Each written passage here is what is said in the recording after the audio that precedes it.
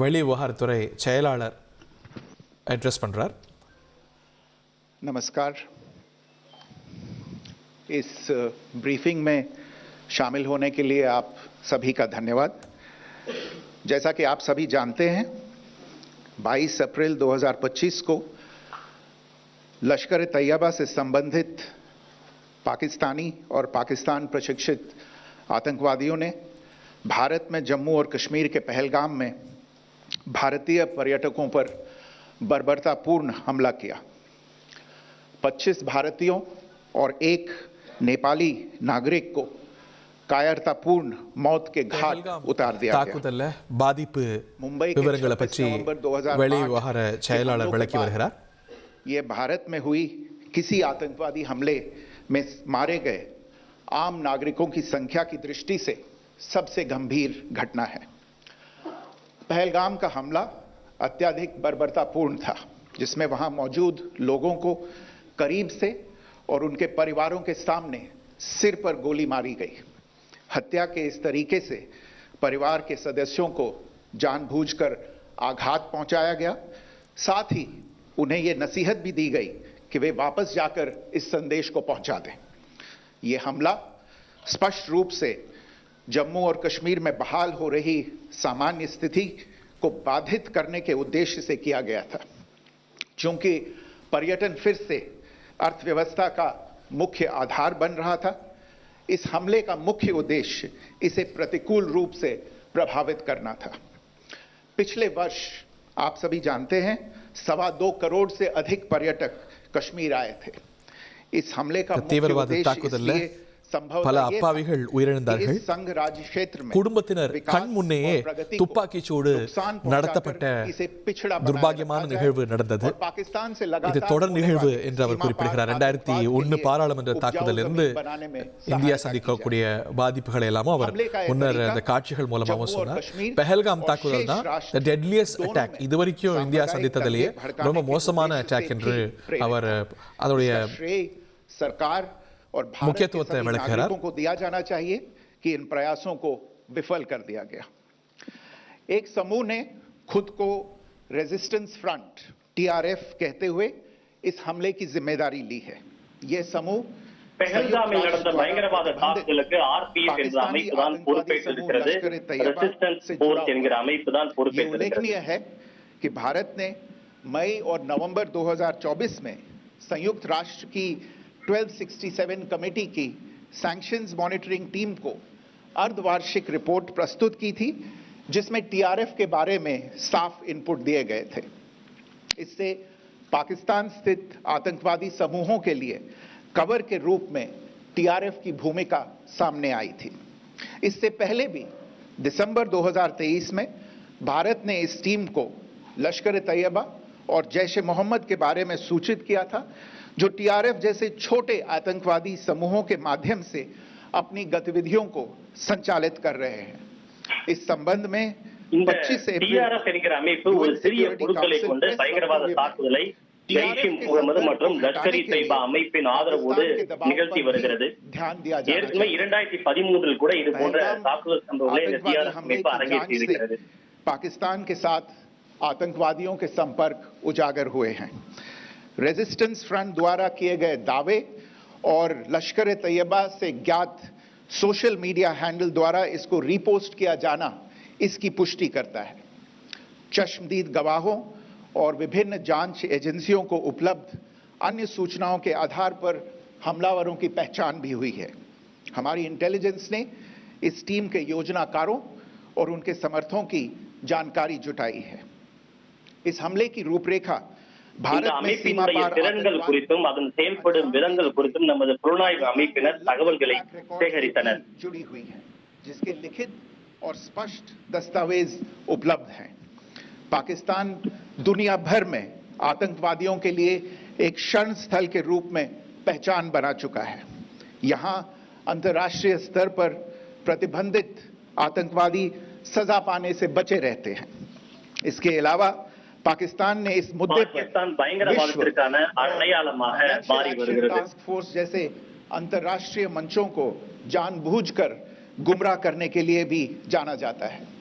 साजिद मीर का मामला जिसमें इस आतंकवादी को पाकिस्तान ने मृत घोषित कर दिया था और फिर अंतर्राष्ट्रीय दबाव के परिणाम स्वरूप वो जीवित पाया गया, इसका सबसे स्पष्ट उदाहरण है।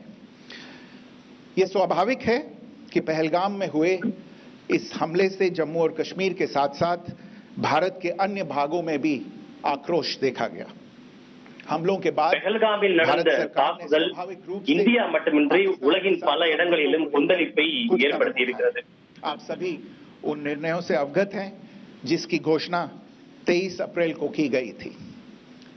तथापि यह आवश्यक समझा गया कि 22 अप्रैल के हमले के अपराधियों और उनके योजनाकारों को न्याय के कटघरे में लाया जाए।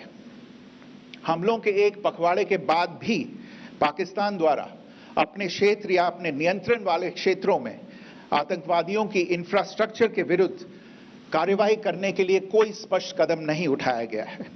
उल्टे இந்த பயங்கரவாத தாக்குதலுக்கு பிறகும் பயங்கரவாத அமைப்புகளுக்கு உதவிகள் வழங்குவதையும் உட்கட்டமைப்புகள் மீதும் பாகிஸ்தான் எந்த விதமான நடவடிக்கையும் எடுக்கவில்லை। निगरानी ने संकेत दिया है कि भारत के विरुद्ध आगे भी हमले हो सकते हैं, अतः इनको रोकना और इनसे निपटना दोनों को बेहद आवश्यक समझा गया। आज सुबह भारत ने इस तरह के सीमा पार हमलों का जवाब देने और उन्हें रोकने तथा उनका प्रतिरोध करने के अपने अधिकार का प्रयोग किया है। ये कार्यवाही नपीतुली, नॉन एस्केलेटरी, आनुपातिक और जिम्मेदारीपूर्ण है।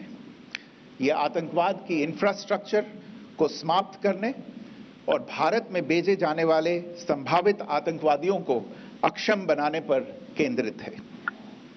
आपको यह भी स्मरण होगा कि 25 अप्रैल 2025 को संयुक्त राष्ट्र सुरक्षा परिषद ने पहलगाम आतंकवादी हमले पर एक प्रेस वक्तव्य जारी किया था, जिसमें आतंकवाद के इस निंदनीय कार्य के अपराधियों, आयोजकों, फाइनेंसरों और प्रायोजकों को जवाबदेह ठहराने और उन्हें न्याय के दायरे में लाने की आवश्यकता पर जोर दिया गया था। भारत की आज की பாகிஸ்தான் பயங்கரவாத தாக்குதலில் பாதிக்கப்பட்டவர்களுக்கு இன்றைய நடவடிக்கையின் மூலம் நீதி வழங்கப்பட்டுள்ளது। Good morning. Thank you all for joining this briefing. As you are all aware, on April 22, 2025, Pakistani and Pakistan-trained terrorists belonging to the Lashkar-e-Taiba carried out a savage attack. லஷ்கர்-e-தய்பாவை சேர்ந்த பாகிஸ்தான் ஆதரவு பெற்ற தீவிரவாதிகள் கடந்த ஏப்ரல் 22ஆம் தேதி பெஹல்காம்ல மிகப்பெரிய தாக்குதலை நடத்தினாங்க। இந்தியர்களும் ஒரு நேபாளியரும் கூட இதில் கொல்லப்பட்டார்। மும்பை தீவிரவாத தாக்குதலுக்கு பிறகு ரொம்ப மோசமான தாக்குதல் இந்தியா மீது நடத்தப்பட்டது। With the victims mostly killed with headshots from close range and in front of their families. ரொம்ப நெருக்கமாக உறவினர்கள் முன்னாடியே பலர் ரொம்ப நெருக்கமான நிலையில தலையில சுட்டுக் கொல்லப்பட்டிருக்கிறார்கள் ஈவு இரக்கமின்றி। The message. The attack was clearly driven by the objective of undermining the normalcy returning to Jammu and Kashmir. Jammu காஷ்மீர்ல நிலவக்கூடிய இயல்பு நிலையை குலைப்பதே இந்த தாக்குதலுடைய நோக்கமாக பார்க்கிறோம்। Visiting the valley last year. The calculation presumably was that harming growth and development in the Union territory would help keep it backward and create fertile இந்த தாக்குதல் மூலமாக ஜம்மு காஷ்மீருடைய வளர்ச்சியை நிலைக்குலைய செஞ்சிடலாம், அதன் மூலமாக காஷ்மீரை பின்னோக்கி கொண்டு போயிட முடியும் அப்படின்னு தீவிரவாதிகள் கணக்கு போட்டிருக்கிறார்கள்। Jammu and Kashmir and the rest of the nation. It is to the credit of the government and the people of India that these designs were foiled. ஆனால் அரசு எடுத்த துரிதமான நடவடிக்கையால் தீவிரவாதிகளுடைய எண்ணங்கள் நிறைவேறவில்லை। Is a front for the UN proscribed Pakistani terrorist group Lashkar-e-Taiba. It is notable that India had given inputs about the TRF in the TRF அப்படிங்கிற அமைப்பு ஐநாவால தடை செய்யப்பட்டிருக்கக்கூடிய லஷ்கர்-e-தய்பாவுடைய அங்கத்துவ அமைப்பு தான்। இது பற்றி பல்வேறு உளவு தகவல்களை இந்தியா கொடுத்தும் கூட as a cover for Pakistan-based terrorist groups. ஐநா உள்ளிட்ட அமைப்புகள் இதன் மீது நடவடிக்கை எடுக்கல। India had informed the monitoring team about Lashkar and Jaish-e-Mohammed operating through small terror groups such as the TRF. Lashkar Tebah, Jaish e Mohammed இவையெல்லாம் வேறு பெயர்கள்ல வேறு வடிவங்கள்ல செயல்படுவது குறித்து நாங்கள் துல்லிய தகவல்கள் கொடுத்தும் கூட சர்வதேச அமைப்புகள் நடவடிக்கை எடுக்கல. Into the Pahalgam terror attack have brought out the communication notes of terrorists in and to Pakistan. The claims made by the resistance front and their reposting by known social media handles of the Lashkar-e-Taiba speak for themselves. Identification of the attackers, தீவிரவாதிகளுக்கும் காஷ்மீர்ல இருக்கக்கூடிய கேந்திரங்களுக்கும் இடையே ஏற்பட்ட தொலைத்தொடர்பு மற்ற ஆதாரங்கள் எல்லாம் இதை உறுதி செய்கின்றன. Our intelligence has developed an accurate picture of the planners and backers of this team. இதை யார் திட்டமிட்டாங்க, எப்படி திட்டமிடப்பட்டது என்பது பற்றி ஒரு துல்லிய உளவு தகவல்களை சேகரித்து ஒரு தீர்மானத்துக்கு வந்தோம். Which is well documented and beyond question. இதற்கான ஆதாரங்கள் யார் எப்படி எங்கிருந்து திட்டமிட்டாங்கிறதுக்கான தெளிவான ஆதாரங்கள் இருக்கு. Internationally proscribed terrorists enjoying impunity there. In addition, Pakistan has been known to willfully mislead the world and international forums such as the Financial Action Task Force on this issue. Financial Action Task Force அப்படிங்கிற அமைப்பு கிட்ட எங்க நாட்டுல தீவிரவாதமே இல்லை அப்படின்னு தொடர்ந்து பொய் சொல்லி வருகிறது பாகிஸ்தான். அவர்களை ஏமாற்றி வருகிறது. இப்படி ஒரு ட்ராக் ரெக்கார்ட் அவங்களுக்கு இருக்கு, வரலாறு அவங்களுக்கு இருக்கு. The latest attack in Pahalgam has understandably generated deep anger in Jammu and Kashmir and in other parts of India. இந்த பெஹல்காம் தாக்குதல் ஜம்மு காஷ்மீரிலும் சரி ஒட்டுமொத்த தேசத்திலும் கொந்தளிப்பை ஏற்படுத்தி இருக்கு. With a set of initial measures relating to our engagement with Pakistan, you are all aware of the decisions that were announced. ராஜாங்க ரீதியாக பாகிஸ்தான் உறவு சார்ந்து நம்ம எடுத்த நடவடிக்கைகள் எல்லாம் நீங்க நன்கு அறிவீங்க. That the perpetrators and planners of the 22nd April attack be brought to justice. Despite a fortnight having passed since the attacks, there has been no demonstrable step from Pakistan to take 15 நாட்கள் கிட்டத்தட்ட இந்த சம்பவம் நடந்த பிறகும் கூட பாகிஸ்தான்ல செயல்படக்கூடிய இந்த தீவிரவாத சம்பவத்துடைய மூளைகளை தாக்க அவர்கள் மீது நடவடிக்கை எடுக்க பாகிஸ்தான் எந்த முயற்சியும் எடுக்கல. Indicated that further attacks against India were impending. எங்களுக்கு கிடைத்த தகவல் இதை தொடர்ந்து மேலும் தாக்குதலை கூட இந்தியாவில் அவங்க நடத்தக்கூடும் அப்படிங்கிற தகவல்கள் உறுதியான ஆதாரங்கள் எங்களுக்கு கிடைத்தன. India exercised its right to respond and preempt as well as deter more such cross-border attacks. இது போன்ற தாக்குதல்கள் இனி நடக்காமல் இருக்க ஏற்கனவே நடந்த தாக்குதலுக்கு பதிலடி கொடுக்க இந்தியா இந்த நடவடிக்கை எடுத்திருக்கிறது. They focused on dismantling the terrorist infrastructure and disabling terrorists likely to be sent across to India. Operation சிந்தூரோட நோக்கம் தீவிரவாத கேந்திரங்களை அமைப்புகளை அழித்தொழிப்பது. இது போன்ற தீவிரவாத அமைப்புகள் இந்தியால தீவிரவாத தாக்குதலை இனி நடத்தாமல் இருக்க வேரலியே அதை கிள்றது தான் எங்களுடைய நோக்கம். To hold perpetrators, organizers, financiers and sponsors of this reprehensible act of terrorism accountable.